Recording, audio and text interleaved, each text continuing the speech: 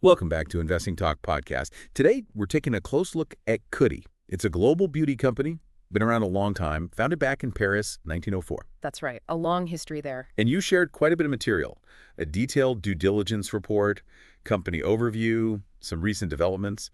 So our job today is really to unpack all of that for you, the listener, and pull out the most important insights.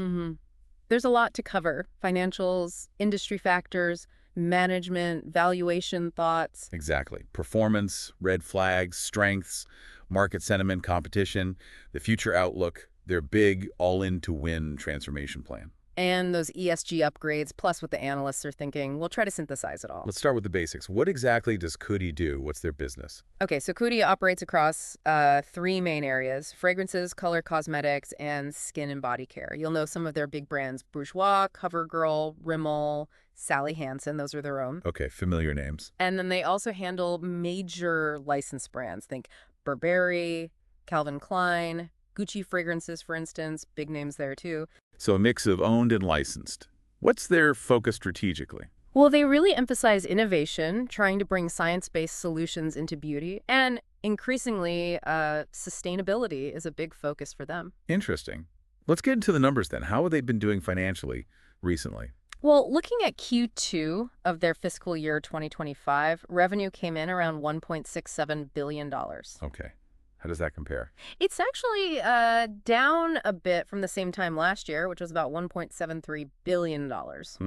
And earnings? Earnings per share, or EPS, that also dipped. It was below the consensus estimate, which was looking for $0.22, and it's down from 25 in the year before. Oof. So lower revenue and lower earnings in that quarter. What about the bigger picture, say, longer-term trends? The 3 to 5 year revenue growth trend, yeah, that's presented some challenges, but it's worth noting the first half of this fiscal year, FY25, actually showed pretty strong margin expansion. Oh, okay. So profitability improving even if revenue dipped short-term. Exactly. And good cash generation in that first half, too. That 3% net revenue decline in Q2, it was actually only 1% on a like-for-like basis, meaning if you strip out currency effects and acquisitions divestitures. Ah, so currency played a role. It did. Currency headwinds, basically the strong dollar, hurt the value of their international sales when translated back into dollars. Right, that makes sense. Now, thinking about key metrics, we don't have exact PE ratios or debt-to-equity figures right in front of us from these reports. No, not the specific numbers here. But that lower EPS you mentioned, if the stock price hasn't fallen as much, that could imply a higher PE ratio compared to peers, couldn't it? It certainly could. A higher PE in that scenario might suggest, well, maybe the market still expects future earnings growth, or perhaps that the stock's a bit pricey relative to current earnings. It's something to watch. And what about things like cash flow or return on equity? Definitely. Free cash flow is, super important to track in their detailed financial statements and what they tell investors. You want to see if they're generating cash after investments. And return on equity, or ROE, that's going to be key for comparing how profitably they're using shareholder money versus, say, the big players like L'Oreal or Estée Lauder. Speaking of them, let's talk competition. Coty's up against these giants. How do they compete? What's their edge? It seems like they have a couple of key advantages. First, that brand portfolio we mentioned. It's strong, got recognized names, hits different market segments. Right, the CoverGirls and the Guccis. Exactly. And second, they seem to be really focused on cost leadership. They're trying to be efficient, particularly finding savings in their supply chain. Okay, cost control is a lever.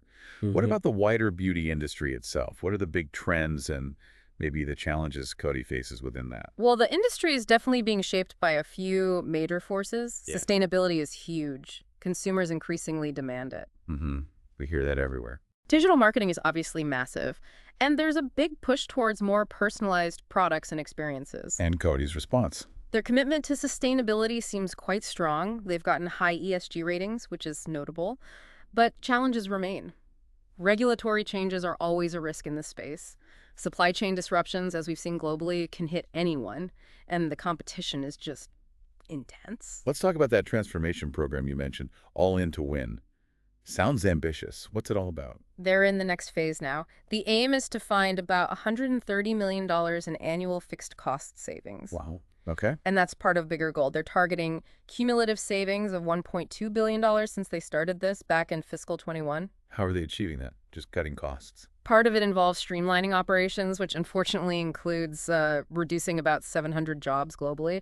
It's about becoming leaner. I see. Any other strategic moves tied to this? Yes, they also recently, in March 2025, sold off their stake in SKKN by Kim. Ah, Kim Kardashian's brand. Why? Seems to be about focusing, getting back to their core business segments, fragrances, cosmetics, skin, and body care, sharpening the focus, maybe reinvesting in those core areas. Makes sense. Now, analysts, you mentioned mixed sentiment.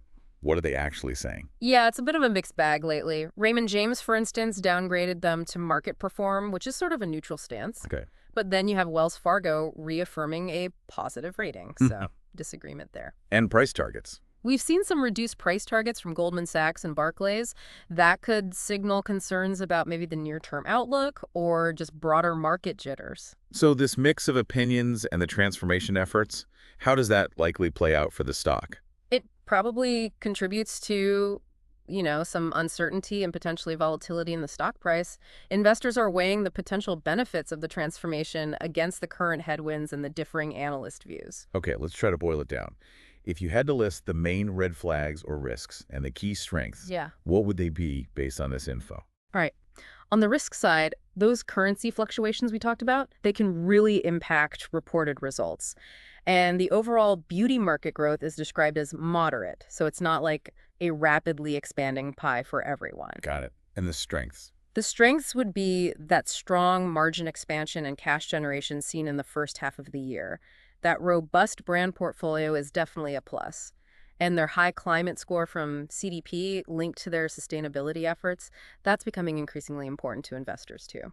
So, looking forward, what should people be watching? Any potential catalysts or things that could move the needle for Coty? Definitely keep an eye on upcoming product launches. Innovation is key in beauty. Future earnings reports will obviously be critical to see if the margin improvements hold and if revenue stabilizes or grows. And the risks continue. Yes, potential regulatory changes are always out there. And broader macroeconomic factors, if consumer spending tightens, beauty, especially the premium end, could feel it. Ultimately, their success really hinges on how well they can adapt to shifting consumer tastes and trends in this very dynamic global market. We saw a summary suggesting a hold for current investors. What about someone new looking at Coty? The summary framed it as a cautious buy for new investors, but only if you really believe in their ability to get through these challenges and leverage their strengths and opportunities. A big if then. Well, it's crucial to stress that this is based on the info we have without the very latest stock price action or deep diving into all the detailed financials yourself. So more homework is definitely needed before making any investment decision. Okay, so let's wrap this up for our listeners. Bringing it all together, Coty seems like a company really in the thick of a major overhaul, right? And a very tough competitive industry. Absolutely. They're facing some financial headwinds, like that recent revenue dip, but there's this clear strategic push on efficiency, on sustainability, and they still have that strong stable of brands that could position them well for growth down the line. What really jumps out seems to be that commitment to cost savings with the all-in-to-win plan. Right, that's a big lever they're pulling. And the potential positive impact of their ESG improvements on their reputation and maybe attracting certain investors shouldn't be underestimated either. But that mixed analyst sentiment hangs there, suggesting some real uncertainty remains about how it all plays out. Precisely. So watching their progress on that transformation program, seeing if they hit those savings targets, and tracking how nimbly they navigate the twists and turns of the beauty market, that's going to be key. We definitely encourage you to dig deeper. Look into Coty's official SEC filings. Check out their investor relations materials for more financial detail. And, of course, follow reputable financial news sources to stay updated on the latest stock movements and company news. So, after hearing all this, what further questions does this exploration spark for you about Coty's future path? If you found this exploration insightful today, please do subscribe, like, and comment. It really helps us out. Thanks for tuning in to Investing Talk Podcast.